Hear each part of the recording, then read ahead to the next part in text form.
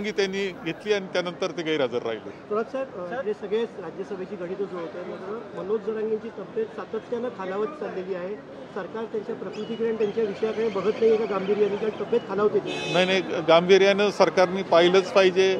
नेमकं काय आश्वासन त्यांनी, मागणी काय केली, सरकारनं आश्वासन स्वतः जाऊन काय दिलं आणि त्याची पूर्तता होण्याच्या संदर्भातल्या जर अडचणी असतील तर त्या दूर केल्या पाहिजे.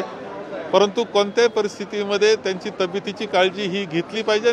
माझी तर विनंती आहे की त्यांनी सुद्धा स्वतः आणि त्यांचे सहकारी असतील त्यांनी सुद्धा जरांगेजींच्या तब्येतीची काळजी घ्यावी. सुप्रीम कोर्टाने आज इलेक्ट्रॉनिक बॉन्ड संदर्भात घेतले देताना हे बेकायदेशीर असल्याचं 2019 साली राहुल गांधींनी याबाबत स्पष्ट केलं. ऐतिहासिक निर्णय तो आहे आणि तो गोपनीय पद्धतीनं बॉन्ड्स होत होते, एकाच पार्टीला बॉन्ड जात होते असं चित्र आपल्याला त्यामध्ये दिसतं आहे. एक ऐतिहासिक अशा प्रकारचा तो निर्णय आहे, हे आपल्या सगळ्यांनाच मान्य करावं लागेल. सर, 2 दिवसाचं शिबिराचं आयोजन केलेलं आहे उद्यापासून, काय सांगाल? लोणावळा इथे आमचं शिबिर आहे, 2 दिवसाचं शिबिर आहे. पदाधिकारी सर्व एकत्र त्या निमित्तानं राज्यातले येणार आहे. लोकसभेचे ज्या निवडणुका आहे त्या तयारीच्या दृष्टीनं त्याचा उपयोग आम्हाला होणार आहे.